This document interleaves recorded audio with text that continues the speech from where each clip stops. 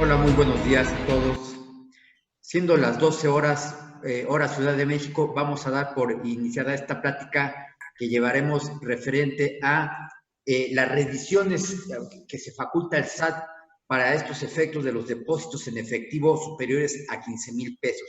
Digo, al fin del día es una práctica constante que llegamos a realizar en operaciones ordinarias donde se va dando esta acumulación de depósitos en efectivos en nuestras cuentas bancarias y sin saberlo, igual y tenemos o somos vulnerables a efectos de una fiscalización por parte de la autoridad. Bueno, a través de la plática del día de hoy, que estará terminado aproximadamente 12:40, son pláticas aproximadamente de 40 minutos, veremos los fundamentos legales que revierten sobre esta posición que al fin del día se le faculta a la autoridad de revisión hacia el propio gobernado, hacia el propio administrado, hacia el propio contribuyente. La metodología va a ser la siguiente. Vamos a dar una plática, es aproximadamente de 40 minutos. Solicito me puedan apoyar silenciando sus micrófonos. En dado caso de que haya preguntas, las veremos vía chat. Esto será o entraremos al tema de preguntas y respuestas al finalizar la plática del día de hoy. Bueno, vamos a comenzar.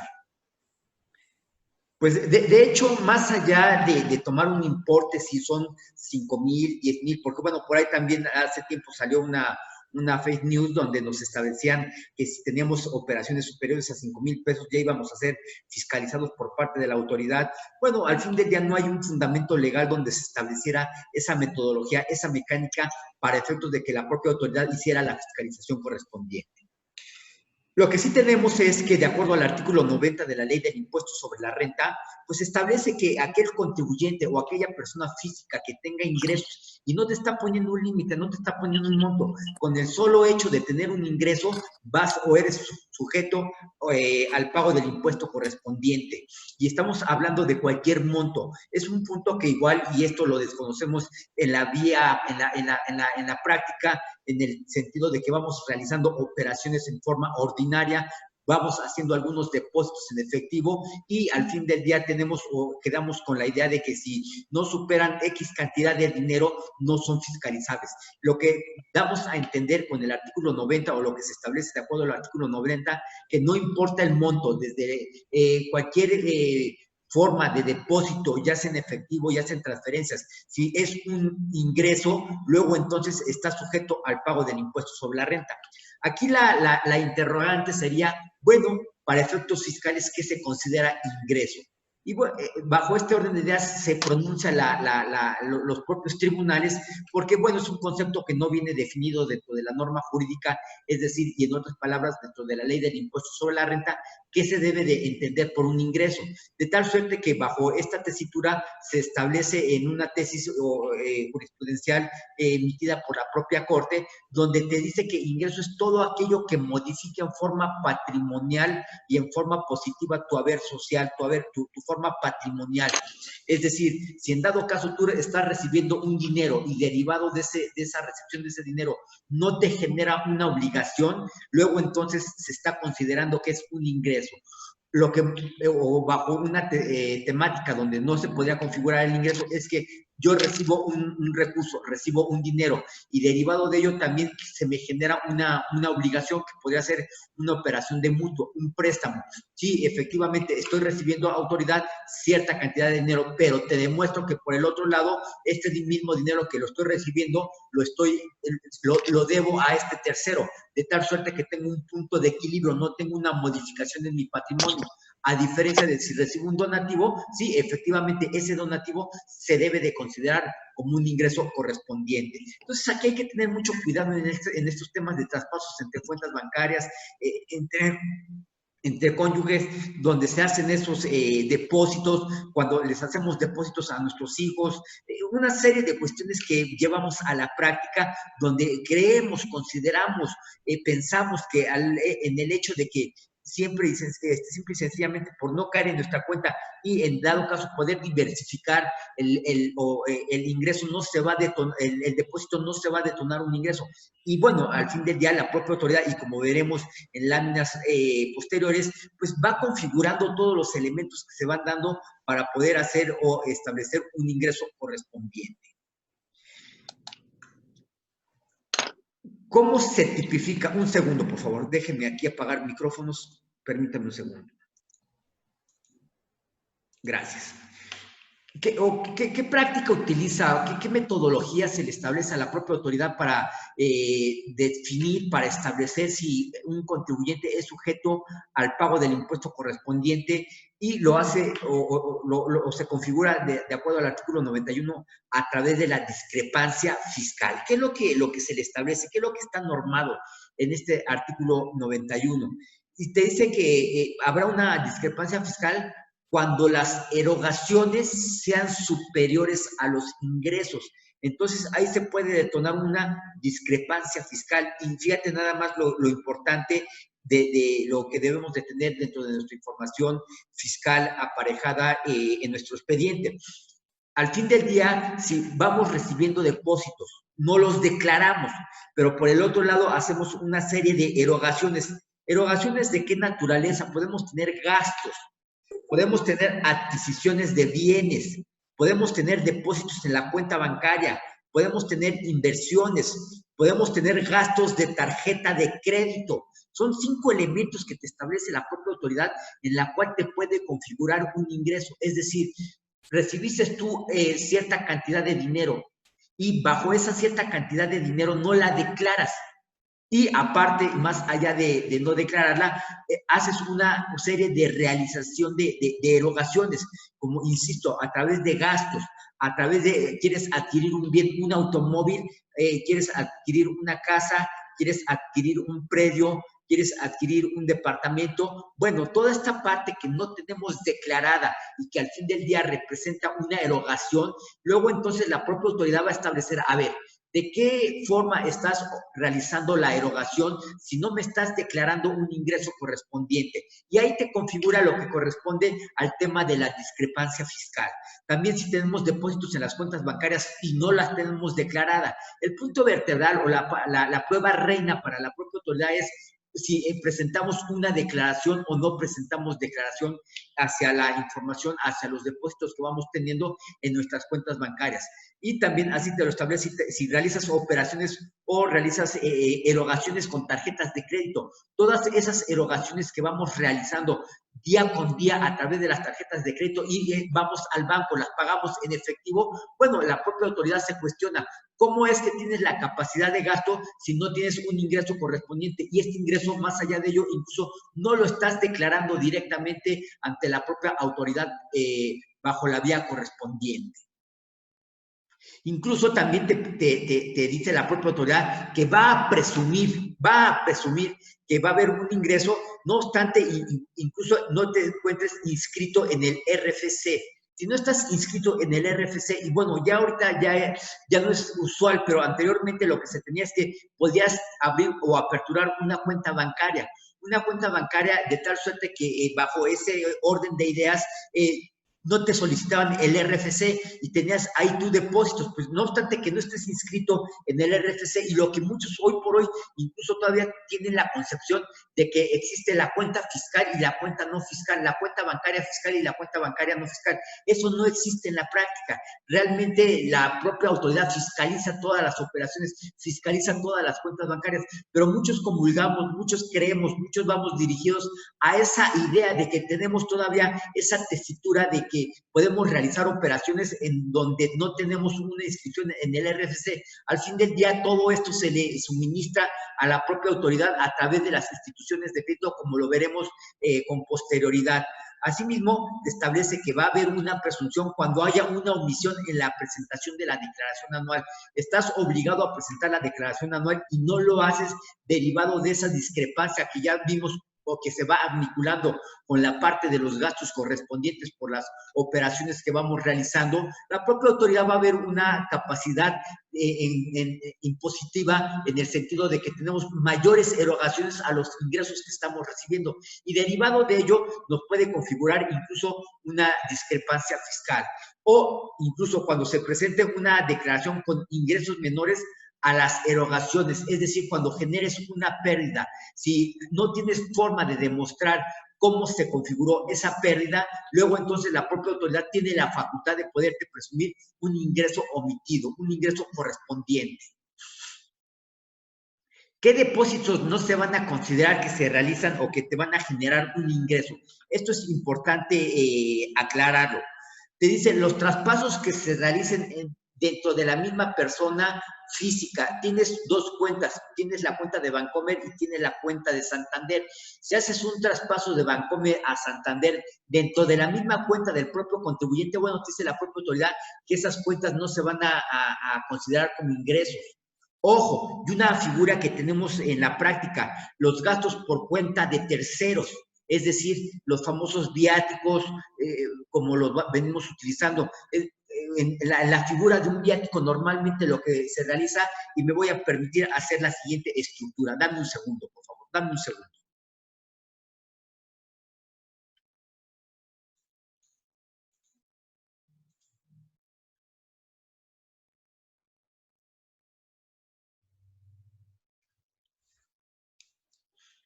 Permíteme un segundito.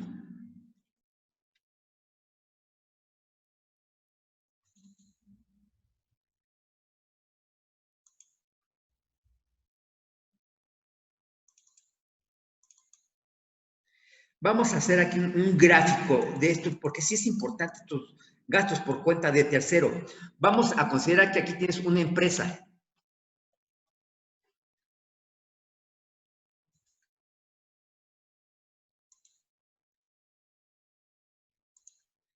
Y aquí tienes a un tercero.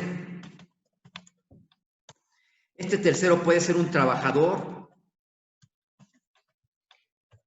puede ser un accionista, puede ser un honorario, puede ser un agente aduanal,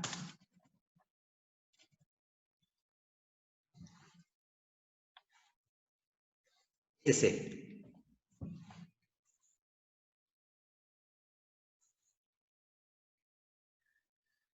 Normalmente hay una línea directa entre la empresa y el trabajador, entre la empresa y el accionista, entre la empresa y el honorario, entre la empresa y el agente aduanal. Y este tercero, y de acuerdo al artículo 41 del reglamento de la ley del impuesto sobre la renta, ¿qué te permite? Te permite que la empresa le realice un depósito a tercero. Le realiza un depósito al tercero. Y este depósito al fin del día es un dinero, un recurso que está recibiendo este tercero. No se va a considerar ingreso ese depósito que le hace la empresa a este tercero, siempre y cuando este tercero realice erogaciones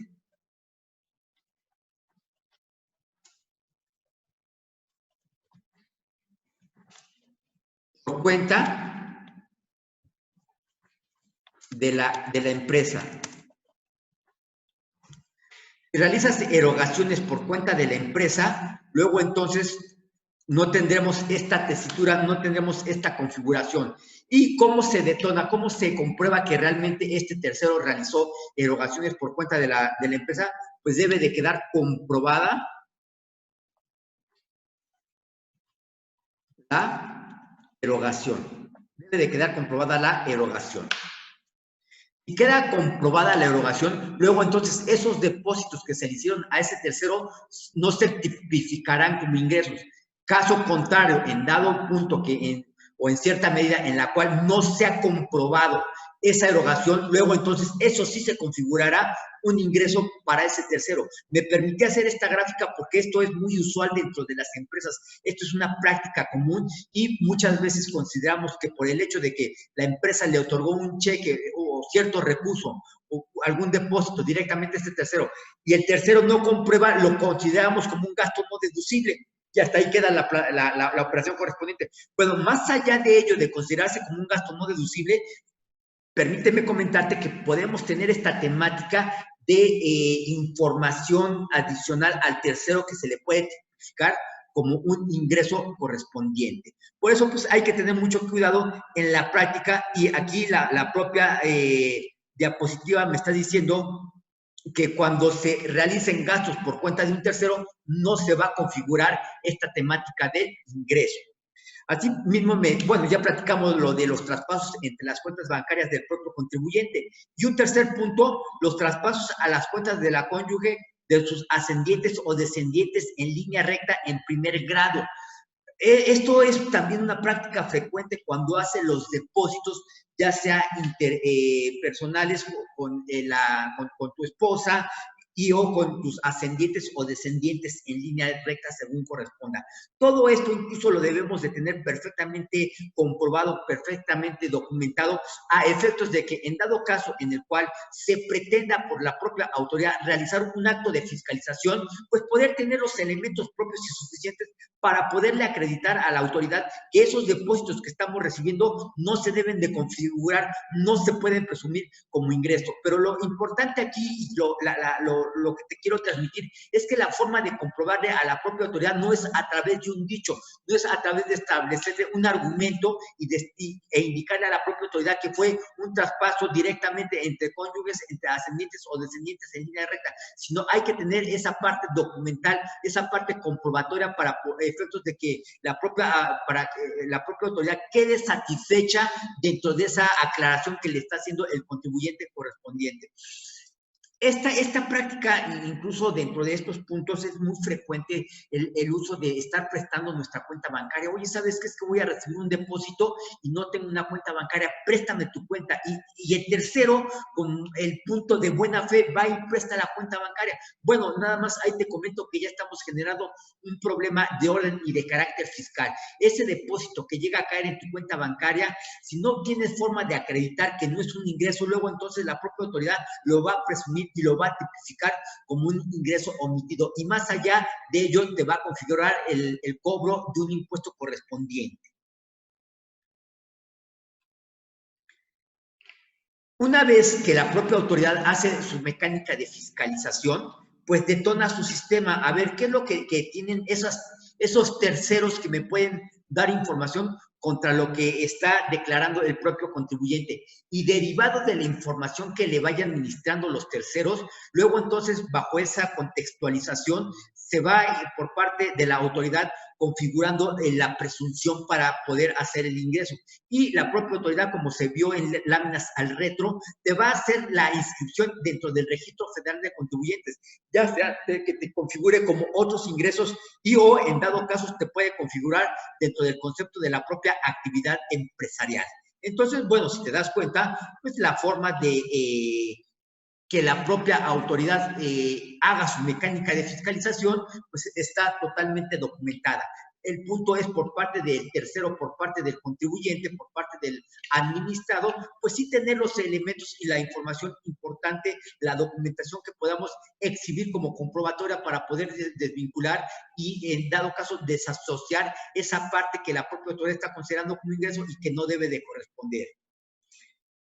Y fíjate nada más, la autoridad se hará o tendrá información de las siguientes entidades. Lo que conste en su expediente, adentro de la administración, todo lo que conste, es decir, información que ya le suministró, pueden ser las agencias de viaje, pueden ser las casas de juego, pueden ser los hoteles, a través de la información que se va suministrando y que le están obligados a proporcionarle a la propia autoridad. Toda esa información ya obra en el expediente de la propia autoridad. Asimismo, la que se proporcione por terceros u otra autoridad. Y aquí viene lo que corresponde al día de hoy.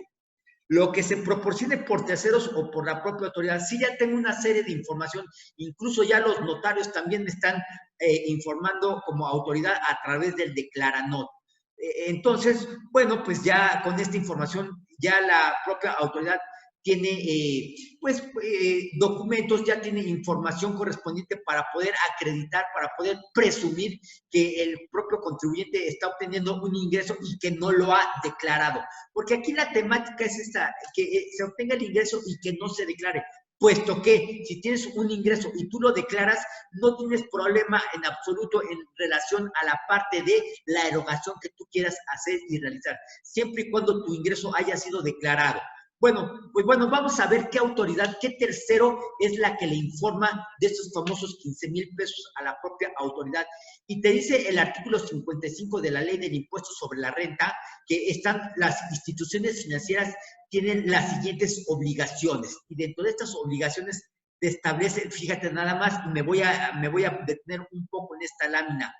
Te dice que se les deberá proporcionar anualmente, a más tardar el día 15 de febrero, a más tardar el día 15 de febrero de cada año, la información de los depósitos en efectivo que se realicen a las cuentas abiertas a nombre del contribuyente en las instituciones del sistema financiero, cuando el monto mensual acumulado de los depósitos en efectivo exceda a 15,000 pesos. Vamos a vincular esta lámina con la primera que vimos al inicio de esta plática. Lo que vimos al inicio de la plática es que te establece la propia autoridad que estás obligado al pago del impuesto sobre la renta por el ingreso que hayas obtenido. No te establece algún límite. Posteriormente, la tesis nos dice que se debe de considerar ingreso toda modificación al haber patrimonial en forma positiva. En este momento, el propio sistema financiero le va a proporcionar información al SAT, le va a informar de todos los depósitos que tuvimos en forma mensual. Se los va o se va a detonar esta información, esta obligación que se le tiene que presentar a la autoridad, y esto lo va a hacer el sistema bancario a más tardar el día 15 de febrero. Por todos esos depósitos en efectivo que tuvimos, que excedieron a 15,000 pesos. Aquí te dejo el artículo, es el artículo 55, fracción cuarta de la Ley del Impuesto sobre la Renta. Por lo cual es lo importante, y esto te lo comento, y recordemos, estas pláticas salen o estos temas se tocan de acuerdo a la información que se va presentando en SODESA en el transcurso de la semana y lo que nos ha estado llegando por parte de algunos contribuyentes, de parte de algunos clientes de SODESA, es estas famosas pirámides donde hay una persona que llega a tener X cantidad de depósitos. O sea, es increíble la cantidad de dinero que se mueve, la cantidad de dinero que se vierte en estas pirámides. Y derivado de esa información que se vierte en esas pirámides, al fin del día, y lo que nos establece el propio cliente, tengo aproximadamente 150,000 pesos de depósitos en efectivo, me está requiriendo el SAT, me está haciendo el cobro del impuesto. El tema es que ese ingreso yo no lo recibí, sino que al fin del día fueron depositando bajo el tema de la pirámide y llegó un total de 100,000 pesos, pero esos 100,000 pesos no son ingresos reales. El punto es cómo le demuestras a la autoridad que fue a través de esta pirámide. Esa es la parte que te quiero transmitir, donde en dado caso vamos haciendo este tema de la forma de comprobarle a la propia autoridad estos depósitos en efectivo. Fíjate nada más ya en el problema en el que se encuentran o en el que nos encontramos, ya sea cuando vamos haciendo nosotros mismos depósitos en efectivo a nuestra cuenta bancaria y o en dado caso tenemos esta repercusión de que queremos en dado caso incluso ayudar a un tercero y este tercero utiliza nuestra cuenta bancaria, hace depósitos y derivado de ello tenemos ya un problema de carácter fiscal. Entonces, aquí te dejo este artículo 55. El sistema financiero tiene que presentar una vez al año todo lo que estuvo recibiendo en forma mensual aquel cuentaviente. Ojo, no estoy diciendo contribuyente, cuentaviente que superó la cantidad de 15,000 pesos en efectivo. Incluso, no sé si has notado lo siguiente. No tenían un control completo. Si tú tratas de hacer ya depósitos en estas tiendas departamentales o mini supers como son los Oxxos, todas estas tiendas vinculadas, tú podrías hacer antes ahí depósitos. Hoy por hoy, si tú quieres hacer un depósito ante alguna de estas entidades, ya no los puedes hacer.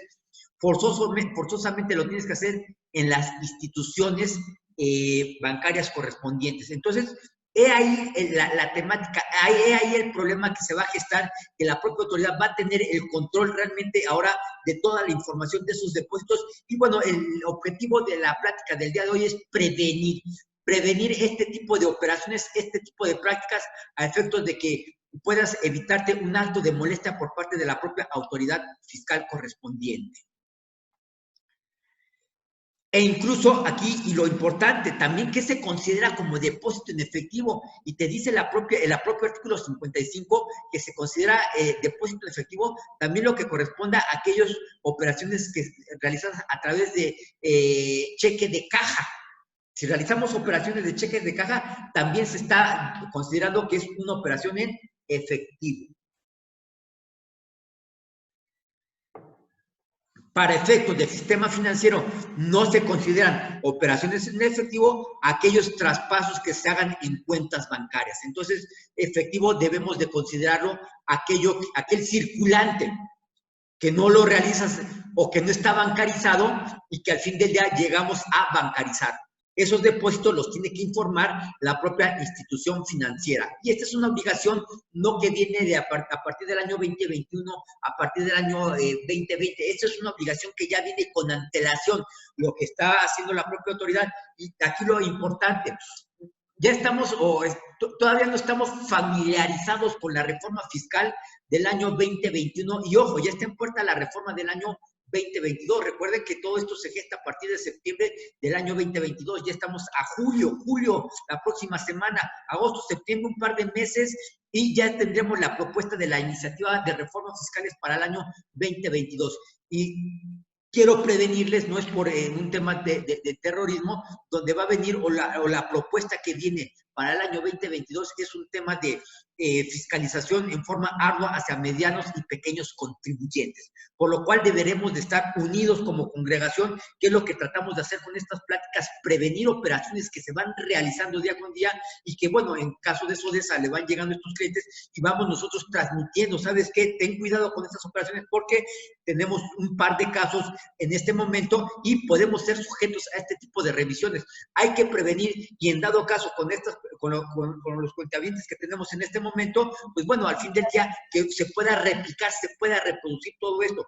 Recordemos que esta plática incluso queda grabada, la subimos a la página del SAT, a la página del SAT, a la página de SODESA, para que tú mismo la puedas reproducir en otra ocasión. Son servicios gratuitos que proporciona SODESA Consultores.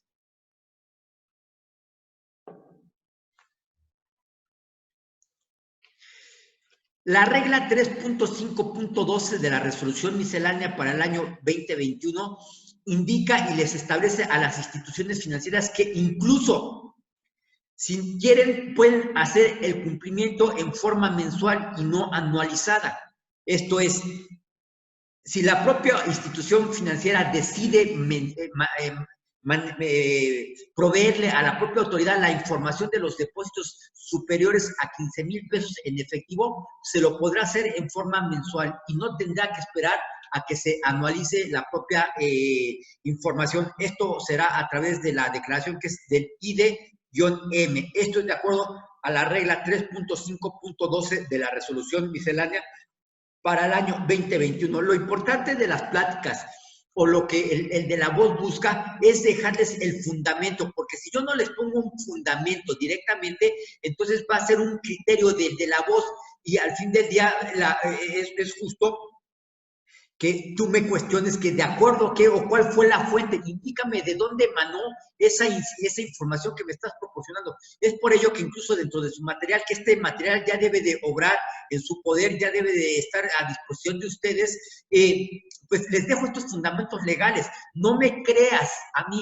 Ve, remítete al documento, ve, remítete a la norma, ve, remítete al reglamento, ve, remítete a la resolución miscelánea, hazla el análisis correspondiente y derivado de ello vamos a advertir, vamos a verificar, vamos a checar si la información que te estamos proporcionando es la correcta.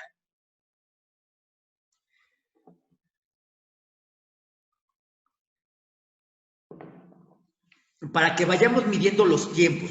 Si la propia autoridad me detecta un tema de discrepancia fiscal, el propio gobernado, el propio contribuyente tendrá un periodo de 20 días esto es de acuerdo al artículo 91 de la Ley del Impuesto sobre la Renta, tendrá un periodo de 20 días para que pueda desarticular, para que pueda acreditar, para que pueda comprobar todo lo dicho por el contribuyente y poder eliminar esa presunción, poder al fin del día establecerle a la autoridad que lo que ella misma está presumiendo no se debe de considerar ingreso por razones de, y ya te empiezas o empezamos a hacer esa argumentación, esa narración de hechos, en la cual le vamos a advertir a la propia autoridad que no corresponde ese ingreso, puesto que si lo que tú me estás considerando como ingresos proviene de un préstamo y te lo acredito con tal documento, lo que viene directamente relacionado es gastos por cuenta de un tercero y te lo acredito con tal documento.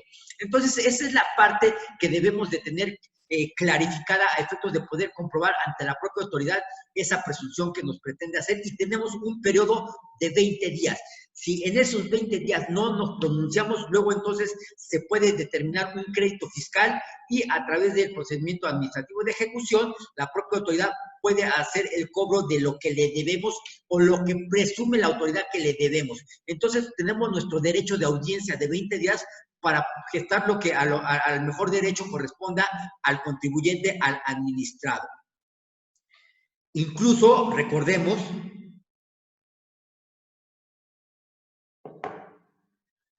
que queda como obligación cuando tengamos donativos, préstamos o premios superiores a 600,000 pesos en un año, se deben de presentar en la declaración anual. Vamos a pensar que no eres contribuyente del impuesto sobre la renta, pero recibes un préstamo. Hay un mutuo. Pues bajo este orden de ideas, y si es superior a 600,000 pesos, tendrás que hacer una apertura en el Registro Federal de Contribuyentes, a efectos de que le informes a la autoridad que tuviste un préstamo, puesto que si no lo hacemos de esa forma, entonces la propia autoridad, y esta es una obligación vinculada directamente al contribuyente, se le puede configurar un ingreso correspondiente por el solo hecho de no haber informado a la propia autoridad. Entonces, repito, préstamos, donativos y premios superiores o que excedan en lo individual o en su conjunto a 600,000 pesos. Asimismo, cuando realices los viáticos, estas operaciones de los viáticos, recuerda que tenemos que presentar una declaración anual. Una declaración anual que es gastos por cuenta de terceros y que se le configura a través del punto del viático.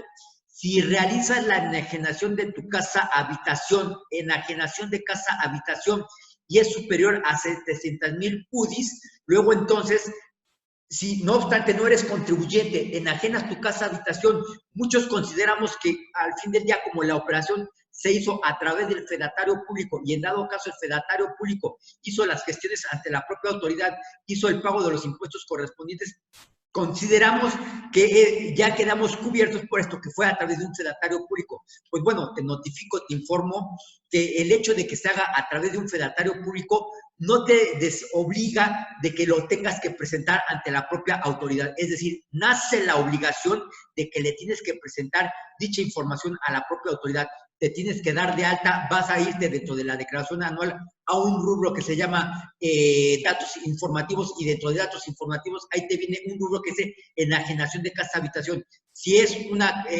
superior a 700,000 UDIs, entonces tendremos que hacer la información correspondiente. Asimismo, si tenemos una herencia o un legado, esta herencia o este legado también deben informarse en la declaración anual, puesto que si no se hace, luego entonces estaremos obligados al pago de un impuesto presumido por la propia autoridad fiscal.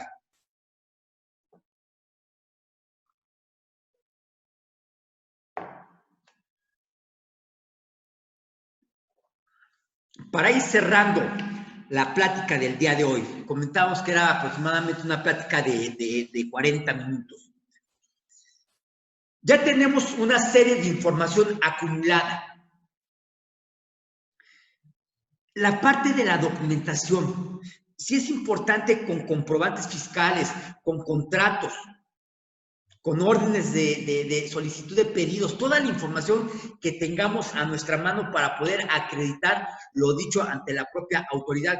Y cuando entramos al tema de los contratos, nos hemos encontrado en la práctica que muchos se van al tema de googlear el contrato.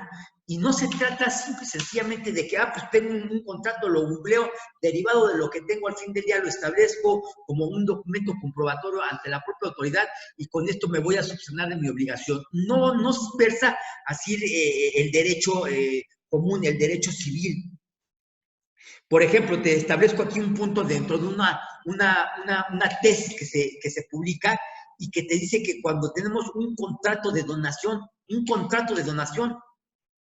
si recibes un donativo, es decir, lo que tú le estás depositando a tu hijo, lo que tú le estás depositando a la cónyuge, lo que estás depositando ascendiente o descendiente en línea recta, son donativos. Y recuerda que de acuerdo al Código Civil, si son superiores a 5,000 pesos, debes de tener un contrato ante un fedatario público. Fíjate nada más la problemática en la que nos encontramos. Se hacen remesas a las personas que te acabo de mencionar, luego entonces hay una obligación directamente ya de carácter fiscal. Y fíjate lo irónico, que tu fuente de ingresos está comprobada, tus donativos son correctos, pero al fin del día, en el momento que se pretende acreditar ante la autoridad te puede decir que no es un documento válido, que no tiene o no tiene la fuerza jurídica plena, puesto que no cumple con los requisitos legales. Y uno de ellos es que si son donativos, tiene que ser ante fedatario público. Por lo cual, pues, y para ir terminando el día de hoy, pues te invito a que revises primero al interior, lo que estamos haciendo en lo personal, que quede totalmente aclarado. Sí tener ese cuidado de las cuentas, sí tener ese punto relacionado con la documentación que vamos realizando, esas operaciones que vamos teniendo, esos depósitos que vamos configurando en nuestras cuentas bancarias, tenerlo todo perfectamente preparado, todo debidamente documentado. Con nuestros clientes, un tema peculiar donde lo convierten incluso en un deporte, los depósitos, mandan un dinero, un recurso para una cuenta, otro recurso para otra cuenta, es todo un tema que al fin del día, en cierto momento, incluso el propio cliente, el propio contribuyente se pierde de todos los movimientos que va haciendo. Entonces, ahí lo que se va configurando es un problema a futuro en donde básicamente el tema es al momento de comprobar que no corresponden a ingresos y lo que te comentaba con esta situación de estas pirámides, donde al fin del día van haciendo la pirámide, los depósitos correspondientes y cuando llega el que está arriba de la pirámide tuvo una serie de depósitos que se perdió dentro de la información y hoy por hoy la propia autoridad no se va a buscar a todas las personas que hicieron los depósitos, sino va con la persona que está recibiendo el depósito final, ya esa persona le está configurando el depósito correspondiente. Digo, el tema de hacer o la aclaración y la argumentación relacionada con todo esto no es nada sencillo, por lo cual, pues bueno, te invitamos a que puedas tener esta parte de análisis, que esto lo puedas replicar a tus clientes, a tus familiares o a quien corresponda, a efectos de poder tener una documental, poder tener una narrativa, una forma de poderle comprobar a la propia autoridad, en dado caso que nos quiera tipificar un ingreso correspondiente. Bueno, pues siendo básicamente las 12:40 horas Ciudad de México, damos por terminada esta plática y te dejo los puntos ahí importantes relacionados por lo que corresponde a estos depósitos en efectivo, a estos puntos de los 15,000 pesos. Digo, todo esto va saliendo, incluso recuerda que en dado caso, si tienes algún tema que quieres que toquemos como parte de Plática de Viernes, nos puedes sugerir. Recuerden que tenemos un chat, aquellas personas que nos visitan por primera ocasión y se quieran agregar al chat, tenemos un chat de carácter fiscal, contable, legal, donde nos compartimos experiencias, no nos metemos a otros temas como son los religiosos, como es la política, puesto que el objetivo es crear una comunidad y esta comunidad de retroalimentar, de podernos ayudar entre nosotros mismos. Digo, ya vamos viendo cómo se gesta hoy por hoy la autoridad en cuanto a ese tema de revisiones profundas, contra esos temas de fiscalizaciones, y el año 2022 va a ser un año todavía más complicado. Bueno, voy a pasar a este tema de preguntas y respuestas. A ver si hay algunas preguntas para poder hacer el cierre de la plática del día de hoy.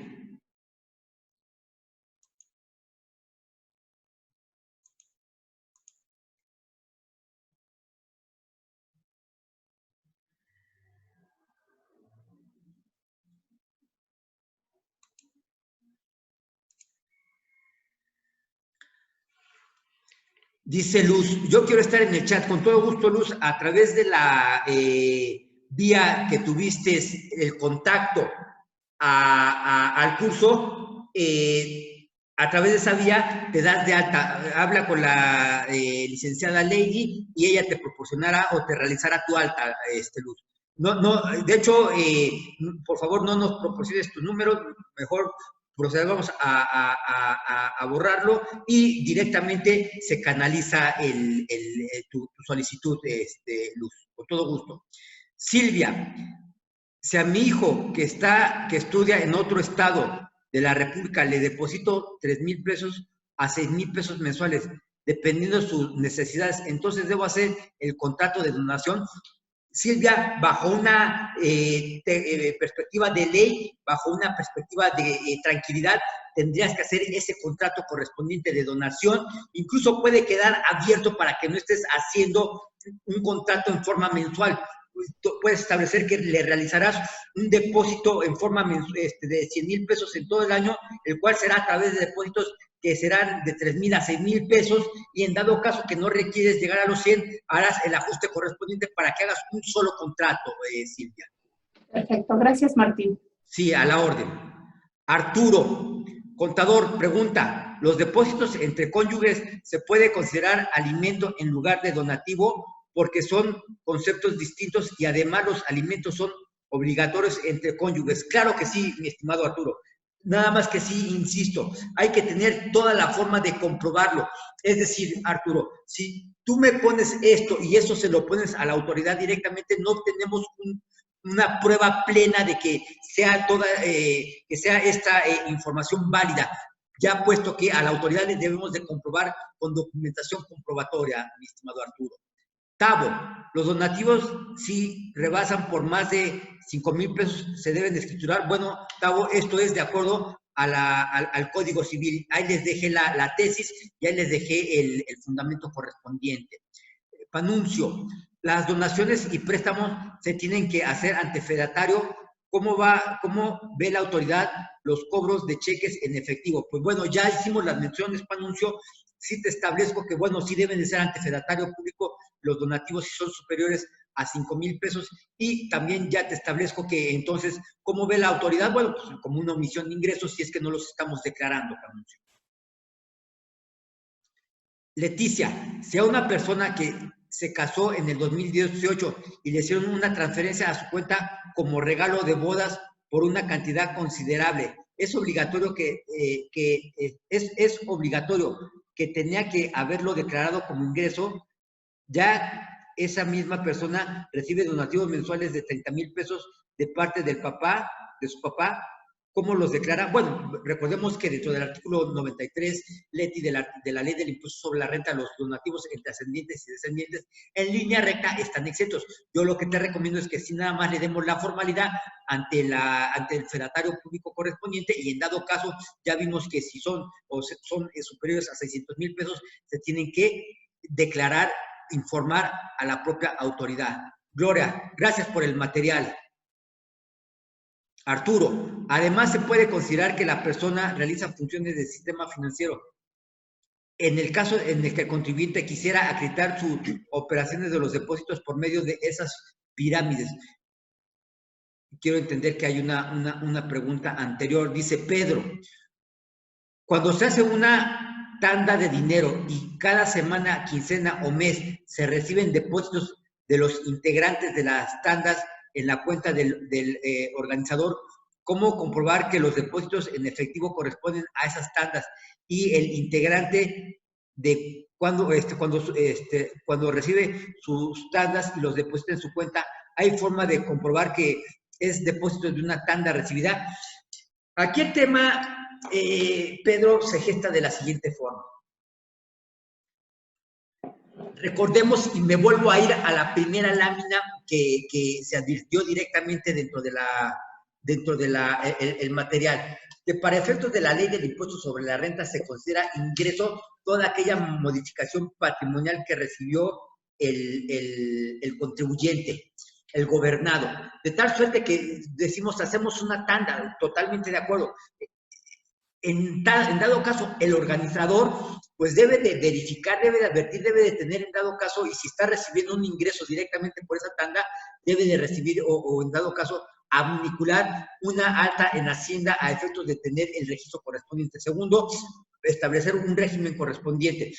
Al fin del día, igual y me dices, es que no están teniendo un ingreso, puesto que lo único que van haciendo es una capitalización de dinero, y derivado de esa capitalización de dinero, luego entonces, por de acuerdo a los números, es como les va tocando el dinero, pero al fin del día no hay un ingreso correspondiente. Bueno, pues todo esto lo debemos de hacer directamente, lo debemos de documentar, pero más allá de ello, lo que te va, o lo que va a solicitar la autoridad es, si bien es cierto que es una tanda, ¿de dónde obtienes la fuente de ingresos de esa tanda? Te lo pongo de esta forma. Vamos a pensar que es una persona asalariada, y dentro de la asalariada hay una tanda de 50,000 pesos, que hay que dar 5,000 pesos cada mes, por así establecerlo. Bueno, ese depósito que va a ser el asalariado para esa tanda, pues al fin del día, como es salario, ya lo acreditó, ya ese impuesto, ya pagó ese dinero, al fin del día ya no tiene problema para poderlo realizar, y nada más hay que acreditarlo con un contrato correspondiente a efectos de establecer que, bueno, al fin del día corresponde, o el fin va a ser un préstamo, porque al fin del día, si te das cuenta, pues son préstamos que se van haciendo directamente y se van restituyendo en forma constitucional, y es un préstamo de carácter revolvente. Bueno, esa es la primera hipótesis y no tendrías problema alguno. Pero ¿qué pasa con aquellas personas que ingresan a la tanda y esos 5,000 pesos no tienen forma de demostrar la fuente del ingreso? Entonces, luego, no obstante ello, lo que está buscando la propia autoridad es irse directamente con esas personas a fin de poderles vincular y acreditar el impuesto correspondiente. Entonces, si te das cuenta, Pedro, tendríamos que hacer toda esta tesitura, toda esta información a efectos de poder verificarla. Y quiero establecer, la autoridad se va a dar cuenta, y recordemos, siempre y cuando se realice directamente un depósito en cuenta bancaria, puesto que si al fin del día son tandas que se hacen en efectivo y hay un controlador, pues la autoridad no se da cuenta, pero si la forma de controlar la tanda son depósitos en cuentas bancarias, luego entonces esos depósitos sí van a generar problemas. Y esto te lo digo con las pirámides, porque al fin del día la pirámide es que van haciendo los depósitos a la cuenta bancaria de una sola, del organizador, utilizando tu nombre, Pedro, y al fin del día el de la pirámide, el que está en la parte superior, se queda con todo el ingreso, con todos los depósitos correspondientes, y el punto es cómo le vamos a acreditar que vino de personas hacia abajo si no tenemos ningún documento. Y acuérdate, Pedro, lo que te comenté, que la forma de acreditar lo dicho ante la autoridad es a través de un documento, no a través de un argumento, ya que las testimoniales no obran como prueba plena para efectos de un caso con la propia autoridad, Pedro.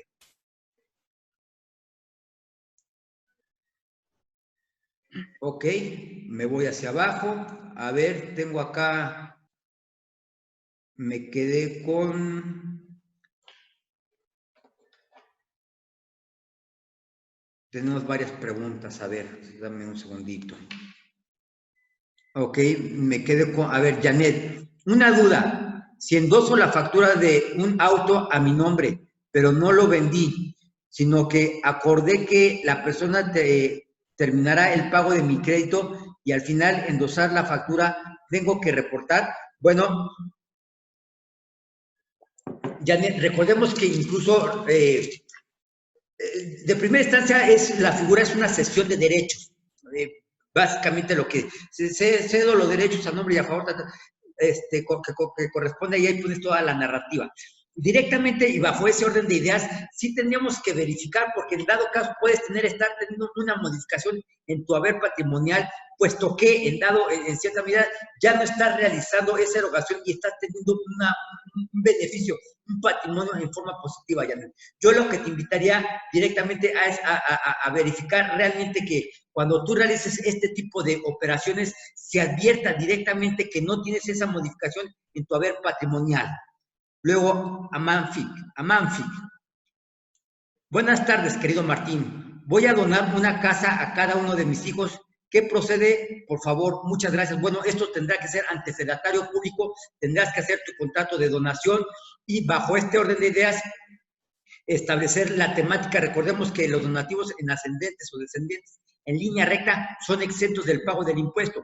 Por el lado de los hijos, lo que tendrán que hacer, si son donativos superiores a 600,000 pesos, entonces ellos tendrán que declararlo en forma o de carácter informativo únicamente en la declaración anual a Manfi. Y bueno, ya el notario te establecerá el hilo conductor para efectos de que puedas tener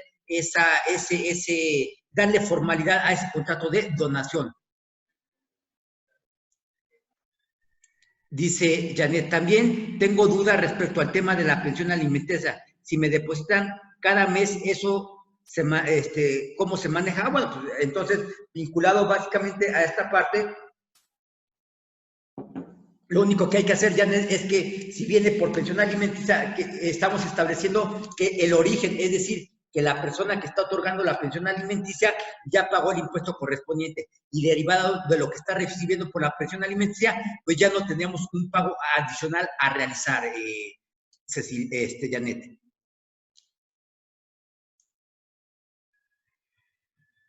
Me voy con Cecilia. Buenas tardes.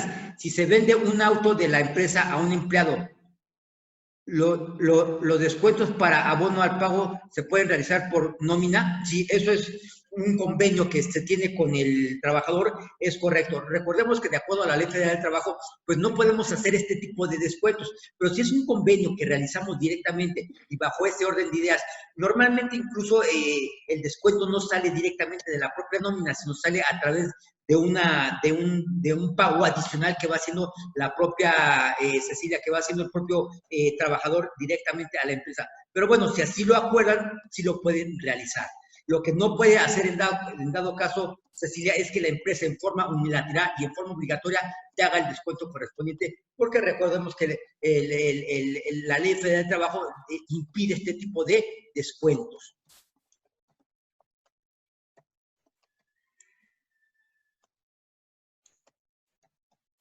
Janet, una duda. Si endoso la factura, bueno, esta ya la hemos visto. Cecilia, Pedro, muchas gracias. Janet, muchas gracias. Pues bueno, fíjate cómo se va el tiempo. 1:05, damos por terminado esta plática de forma de fiscalizar por los depósitos en efectivo superiores a 5,000 pesos. Espero de primera instancia que esta plática haya sido de su utilidad. Segundo, agradezco que hayan depositado 1 hora de su tiempo en el de La Voz en Sodesa Consultores. Tercero, para todas aquellas personas que deseen ingresar al chat, por favor, contáctense con Lady bajo la misma vía que se contactaron para este curso. Les deseo un excelente y extraordinario viernes y fin de semana. Muchísimas gracias por todo.